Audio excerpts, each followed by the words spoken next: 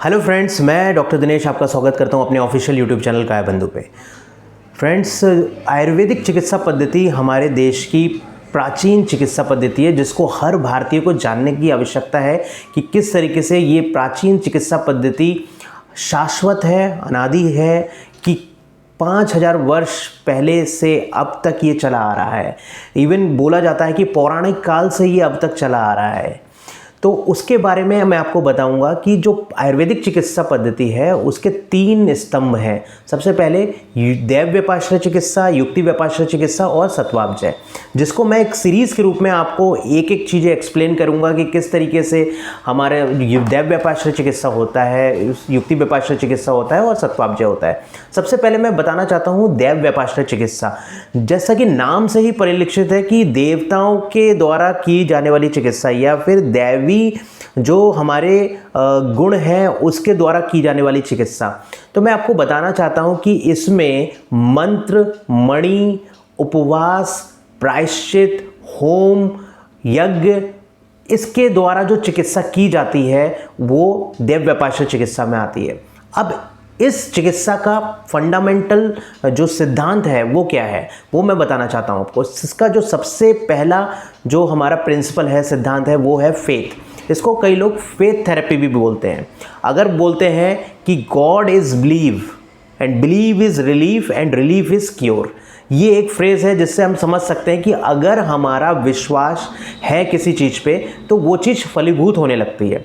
जैसे कि कई लोग कहते हैं कि मुझे उन देवी या देवता पे विश्वास है, मैं जब उनके मंदिर में जाता हूँ, प्रार्थना करता हूँ तो मेरी प्रार्थना कबूल हो जाती है, सुन ली जाती है। इसी प्रकार से कई लोगों का ये फेथ होता है कि मुझे उस डॉक्टर के पास मैं जब जाता हूँ तो उनके पास जाते ही मैं 50% ठीक हो जाता हूँ, या फिर जो औषधि वो देते हैं वो मुझे लगती है। तो इस तरीके का जो फेथ है, बिलीफ सिस्टम है, वो काम करता है। तो सबसे पहला जो हमारा प्रिंसिपल है दैव व्यापाश्रय चिकित्सा का वो है फेथ थेरेपी, यानी कि विश्वास में ही ताकत है कहा जाता है। दूसरा जो इसका प्रिंसिपल है कि ये जो हमारे मना हुआ जो हमारे दोष हैं, सत्व, रज और तम, इसमें ये जो सत्व गुण है उसको क्या करता है, बढ़ाता है, और रज और तम को कम करता है। अब मैं आपको बताना चाहता हूँ कि बॉडी जब इक्विलिब्रियम स्टेट में रहती है तो हमारा जो सत्व गुण होता है वो एलिवेटेड रहता है और रज और तम कम रहता है।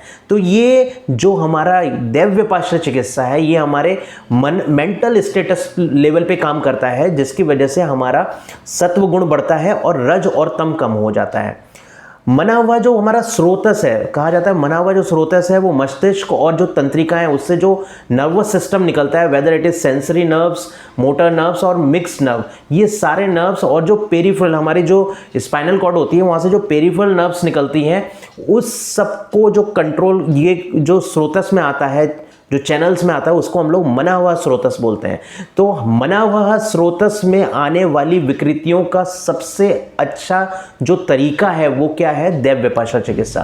क्योंकि दैव व्यापाश्रय चिकित्सा में जब हम लोग एक फेथ के संग जोड़ते हैं कि आपके अंदर जो भी चीज़ें निगेटिविटी है, मन में जो खुराक है, मन का जो फूड है वो है हमारे थॉट्स, इमोशन, एटीट्यूड और मेमोरी। और ये कहीं ना कहीं ये नॉन फिजिकल एंटिटी है जो दिखाई नहीं देती है, लेकिन इसका प्रभाव हमारे पूरे शरीर में होता है। जब आप देखिए, जब हमारे थॉट्स पॉजिटिव चलते हैं हमारा मूड बहुत लाइट होता है, हमारे चेहरे से ही पता लगता है कि हम कितने खुश हैं। बट जब हमारा थॉट्स निगेटिव चलता है, इमोशन, एटीट्यूड और हमारी जो मेमोरी, जो स्मृतियाँ हैं वो निगेटिव चलती हैं, तब हमारा चेहरा देखिए कैसा हो जाता है। तो है क्या, ये नॉन फिजिकल एंटिटीज़ हैं बट इसका फिजिकल अपीयरेंस हमारी बॉडी पे नजर आता है। तो कोई भी जब व्याधि है, जब हम उसमें दैव व्यापाश्रय चिकित्सा करते हैं तो बॉडी के अंदर ये चेंजेस आते हैं, क्योंकि हम पॉजिटिव हो जाते हैं, हमारे जो थॉट्स हैं, हमारे विचार हैं वो शुद्ध हो जाते हैं, वो प्योर हो जाते हैं, पावरफुल हो जाते हैं, पर्पसफुल हो जाते हैं। तो ये और पॉजिटिविटी उसमें आ जाती है। तो दैव व्यापाश्रय चिकित्सा हमारे मना हुआ स्रोतस पे काम करता है। दैव व्यापाश्रय चिकित्सा हमारी एक हमारे आयुर्वेद में सुश्रुत संहिता में एक तंत्र है जिसको हम लोग ग्रह तंत्र बोलते हैं, कि एक पूरा सिलेबस है कि किस तरीके से जो ग्रह हैं, नवग्रह हैं, उसका कितना इम्पैक्ट होता है हमारे बॉडी में, जिसको शांत करने के लिए और बैलेंस करने के लिए हम मंत्र और मणि का धारण करते हैं। कई बार कुछ ऐसे हमारे हर्ब्स हैं जिसका डायरेक्ट रिलेशन होता है उन ग्रहों से। कई लोग बहुत महंगी जो मड़ियाँ होती हैं वो नहीं पहन पाते, तो हम उन प्लांट्स को धारण कराते हैं। तो उस लेवल पे जाकर के दैव व्यपाश्रय चिकित्सा काम करती है। कई बार क्या होता है कि हाँ सारे टेस्ट ठीक आ रहे हैं, तब भी बीमारी का कारण नहीं पता लग पा रहा है, तो उसका जो कनेक्शन होता है वो आपके पूर्व जन्मों से होता है। तो पूर्व जन्म के जो हमारे कार्मिक अकाउंट है उसको भी करेक्ट कर सकते हैं हम लोग दैव व्यपाश्रय चिकित्सा से। एक बहुत इंपॉर्टेंट चीज़ है कि कई बार हमारे इस जन्म में किए हुए जो कर्म होते हैं उसकी वजह से कहीं ना कहीं सेल्फ विक्टिमाइजेशन होता है, सेल्फ हमें एक जैसे कह सकते हैं कि हम लोग प्रायश्चित करने की हमारी वो होती है। तो प्रायश्चित करने के लिए बहुत सारे तरीके हैं, बलि है, होम है, यज्ञ है, वो दैव व्यपाश्रय चिकित्सा में होती है और बहुत ही वंडरफुल रिजल्ट्स आते हैं। मैं आपको बताना चाहता हूँ कि पहले की जो चिकित्सा पद्धति थी तो उसमें फर्स्ट स्टेप यही होता था कि दैव व्यपाश्रय चिकित्सा करके उसके मेंटल स्टेटस को ठीक किया जाए।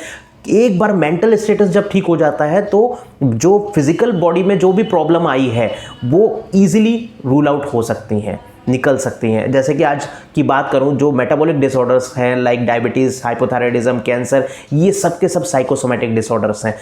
आपकी प्रॉब्लम साइकी में आती है, पहले आपके मन में आती है, मनोदैहिक, फिर आपके बॉडी में ट्रांसमिट होती है। ये मनोदैहिक व्याधियाँ कही गई हैं। तो दैव व्यपाश्रय चिकित्सा बहुत बहुत इंपॉर्टेंट है, बट इसमें जो सबसे की फैक्टर काम करता है वो है आपका बिलीफ, आपका फेथ, क्योंकि बोला गया है God is believe, believe is relief and relief is cure.